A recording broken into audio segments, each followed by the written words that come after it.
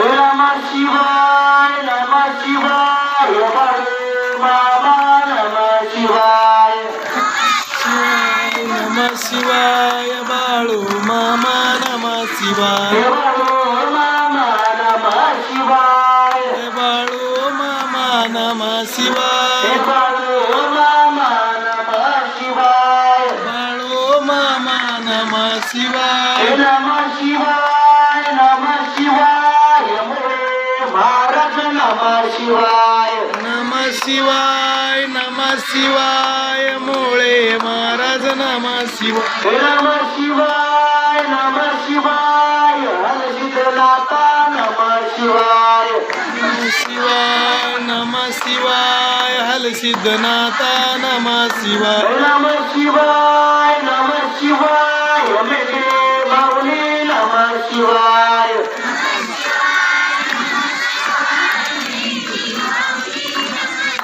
बघा बघा बळमाच्या नावाने चांगले बघा बळमाच्या नावाने चांगले हे देव आहे ही संत आहे ही मामाने कधी कोणाला दाखवून दिलं नाही ज्या टायमाला तो प्रसंग येईल त्या टायमाला मामा भक्तांना चमत्कार करून दाखवत होता. आज एकादश आहे आपल्याला पंढरपूरला जायची गरज नाही. बाबांना सांगायचं अरे तो पंढरीचा पांडुरंग माझ्या तळावरती कन्या खाण्यासाठी येत. भक्तांनो असंच एकादश होती पंढरपूरला सर्व वारकरी निघाला होता आणि मामा आपल्या रस्त्याच्या कडेला मेंढरा हिंडवत बसलेला होता आणि एक वारकरी मामांना म्हणाला मामा तुम्ही पण आमच्या संघ पंढरपूरला वारीला येताय काय. तेव्हा मामा म्हणाला अरे रांडेच्या मी वारीला येऊ आणि काय करू. मी जर वारीला आलो तर माझी मेंढरं कोण सांभाळणार माझी मेंढरं कोण राखणार. त्या परीस त्या पांडुरंगाला त्या विठ्ठलाला म्हणावा त्या बाळूच्या तळावरती घ्या धावत येतोय बघ. तो वारकरी म्हणाला मामा ठीक आहे. ए मामा मेंढराच्या संघातलं धंद होता. असंच एके दिवशी मामांनी ठरवलं की आज आपण त्या पांडुरंगाचं दर्शन घेऊ. मामांसोबत अनेक माणसं होती मित्र होते आणि त्या पांडुरंगाची सेवा करणारा रामबा उत्पात हा ब्राह्मण त्या पांडुरंगाला सोडून कधी कोणाच्या पाया पडला नव्हता.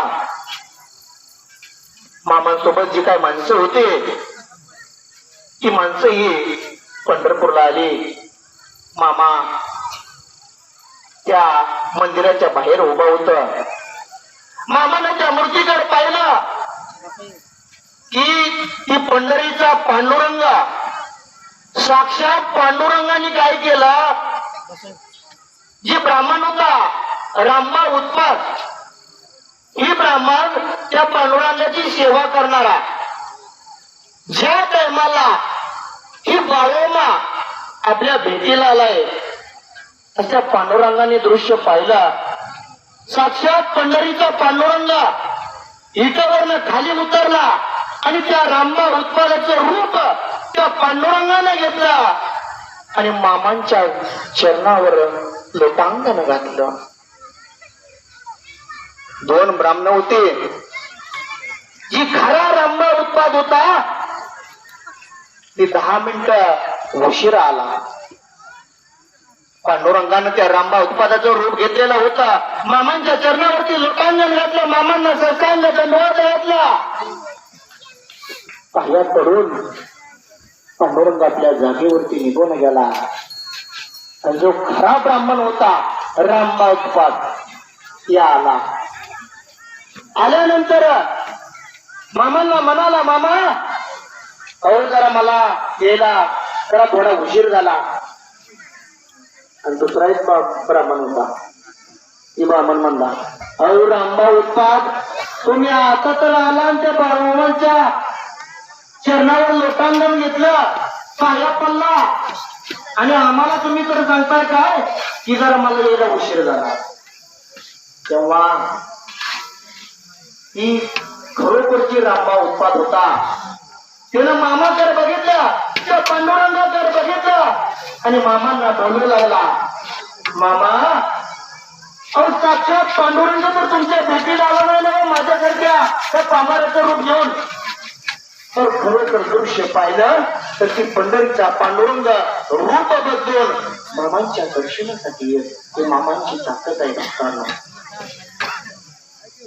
आपण सर्वजण कोल्हापूरला गेला तर कोल्हापूरची महालक्ष्मी ही जागृत देवस्थान आहे. एके दिवशी काय झालं, मामा आपल्या मित्रांसोबत चाललेला होता आणि मामाने एक खणनाराची ओटी घेतली आणि आपल्या सवगण्यांना मामा म्हणाला की बाबा आपल्याला त्या कोल्हापूरच्या अंबाबाईला जायचं या आणि खणनाराची ओटी तिच्या महालक्ष्मीच्या स्वाधीन करायची या. वाटाने चाललं असताना एक वृद्ध म्हातारी मामात पैसे आले आणि मामांच्या पाया पडू लागली आणि ती बोलू लागली, बाबा खरं तर मी तुझ्या दर्शनाला यायचं होतं पण जमलं नाही. तू माझ्या दर्शनाला आला, मी धन्य झाली. मामा आपल्या मित्राला म्हणाला, बाबा ती होती त्या म्हातारीला दे. माणसं लागली इकडं तिकडं बघायला. मामानं तर वटी आणली महालक्ष्मीला द्यायला आणि या म्हातारीला द्यायला कसं काय मामा सांगते या. पण ती वटी त्या म्हातारीला दिली. म्हातारीनं ती वटी घेतली, म्हातारी आपली चालली वाटणं. तेव्हा माणसं ती मामांसोबतची माणसं होती, ती माणसं म्हणाली, मामा अहो तुम्ही ती अंबाबाईला वटी आणली होती ना महालक्ष्मीला देण्यासाठी, मग या म्हातारी बाईला काय तुम्ही दिली. तेव्हा मामा म्हणाल, अरे रांडच्या मला काय विचारतो या, त्या म्हातारीला जाऊन विचार घेतो. तेव्हा ती 4-2 जी माणसं होती ती त्या म्हातारी पैशी गेली आणि त्या म्हातारीला म्हणाली, ओ म्हातारबाई थांबा जरा, पण बाळमाने तुमची भेट आम्ही कधी बघितलं नाही, तेव्हा तुमचं नाव काय, तुमचं गाव काय. तेव्हा ती म्हातारी म्हणजे कोल्हापूरची महालक्ष्मी त्या माणसांना सांगू लागली, बोलू लागले, अरे बाबा ती बाळूमा आणि मी कोण आहे हे तुम्हाला ठाऊक आहे, तर आमची फार वैकुंठापासूनची ओळख आहे. एवढं ती म्हातारी बोलली आणि 2 पावलं मोरं गेले आणि अदृश्य झाली. त्या टायमाला ती माणसं म्हणाली, धन्य ती कोल्हापूरची महालक्ष्मी आणि धन्य धन्य देव बाळूमामा. विचार करा मग ही देव कोण आहे. भक्तांनो हा बाळूमामा वाटू तेवढा देव सोपा नाही. मामानं सांगितलं, माझी एखाद्याला कोणी खोड जर काढले तरी बाळू धनगर त्याची पुरती वाट लावून देतो या. बाळू धनगर म्हणजे साधा सुद्धा देव नाही. मामाने सांगितलं होता, जगातली सारी मंदिरं जरी बंद पडले तरी या बाळू धनगराचं दार नेहमी उघडं राहील. खंड्या माळावर जत्रा भरल आणि ह्या बाळू धनगराचा घंटा नेहमी वाजत राहील, नेहमी वाजत राहील. विचार करा, ज्या टायमाला कोरोना सारखी मोठी महामारी आली त्या टायमाला सगळी मंदिरं बंद होती का नव्हती. सगळी मंदिरं बंद होती का नव्हती कोरोनाच्या टायमाला. कुठलं मंदिर उघडं होतं का, पण फक्त बाळूमामांचं मंदिर उघडं होतं. बाळूमामांचं मंदिर उघडं होतं. काळाला फिरून उरलेला काळाचा भक्त जर म्हणलं तर बाळू धनगर आहे, एवढं ध्यानात ठेवा. मामानं सांगितले, अरे ज्याच्या कपाळाला ही माझा भंडारा राहील आणि त्याच्या मुखामध्ये या बाळू धनगराचं नाव राहील. अरे यम काय, यमाच्या बापाला इथं यायची ताकद नाही. हे बाळू धनगराची ताकद आहे, हे बाळू धनगराची ताकद आहे. विचार करा, हे बाळूमामा कोण आहे. हा बाळूमामा साधा सुद्धा देव नाही. मामांनी सांगितलं, ही बाळू धनगर म्हणजे खैराचा इंगळ आहे, इकाचा पेला आहे, इसतो हा ठेवल तिथे भासते या. ही बाळू धनगर म्हणजे खैराचा इंगळ आहे. बघतो ना बघा, एक सावकार होता मोठा, मामा आपल्या एका झाडाखाली बसलेला होता आणि ती सावकार मामांच्या दर्शनासाठी आलेला होता. मामांचं दर्शन घेतला आणि मामांसाठी त्यांनी शिरा आणला होता. मामांचं दर्शन घेतला, मामांना शिरा दिला आणि मामा सहज त्याला बोललं, अरे सावकारा, शिरा लई चांगला झाला या.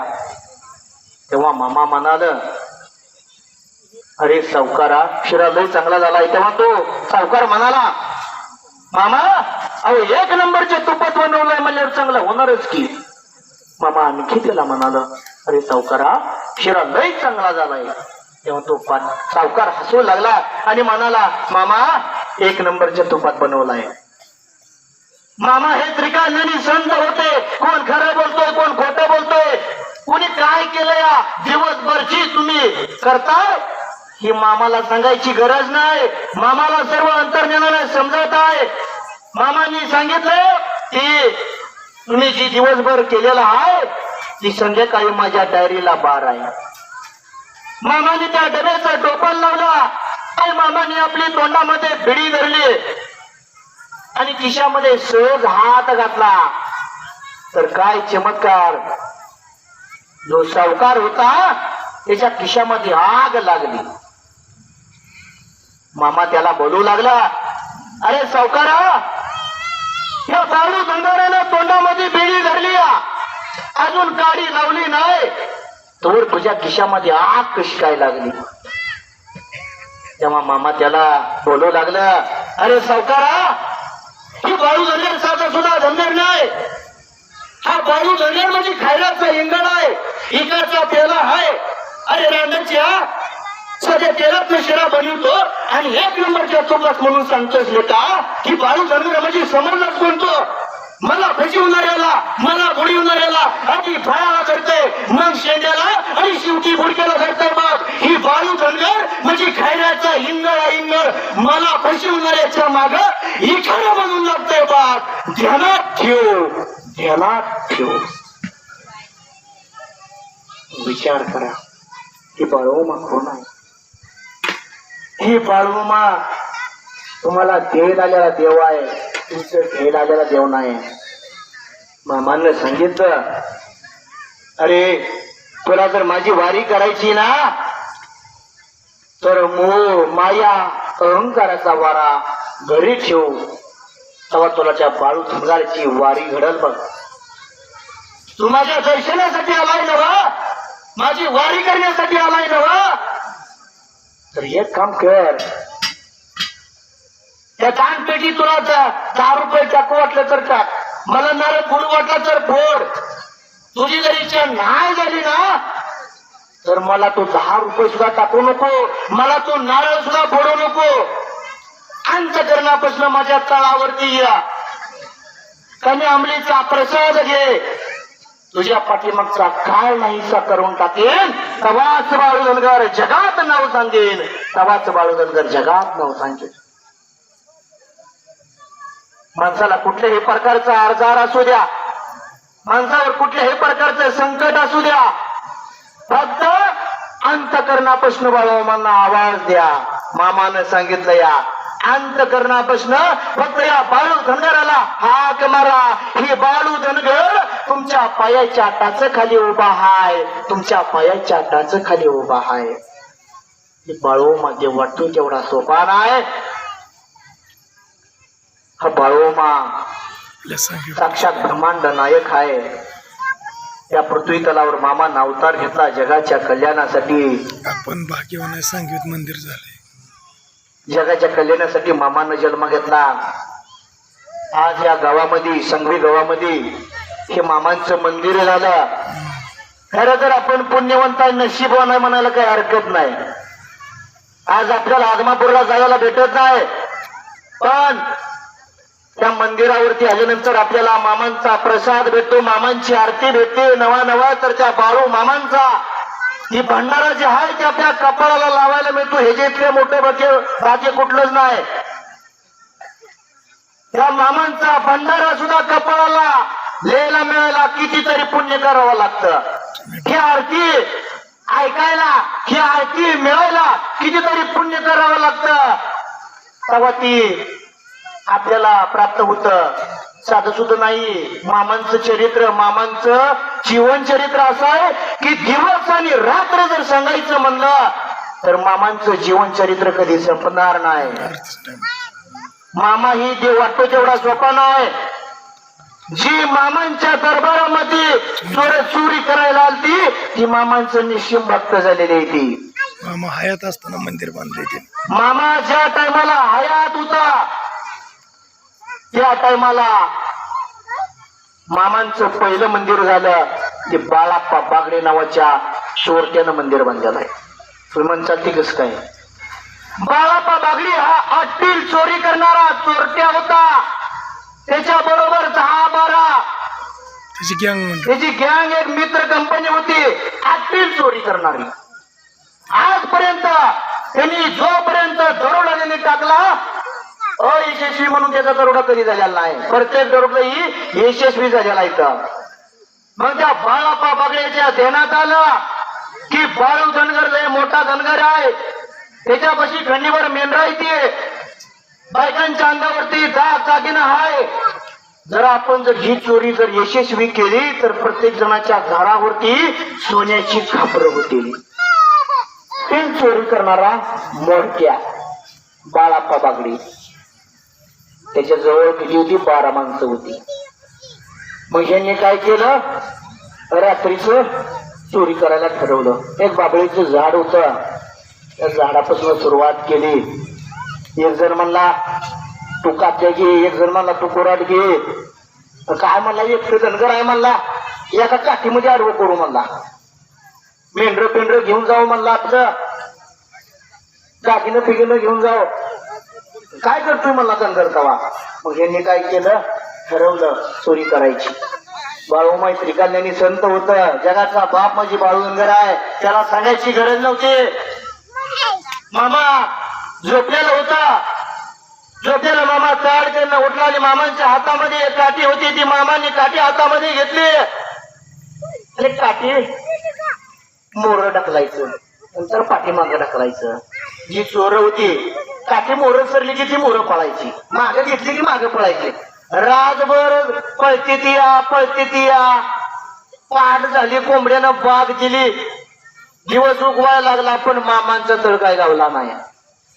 मग त्याचा बाळाप्पा बागडी काय म्हणाला की बाबा काय तर भुताटकीचा प्रकार असेल, पिशाचीचा प्रकार असेल, नाहीतर ही कुठला तर साधू संत असेल.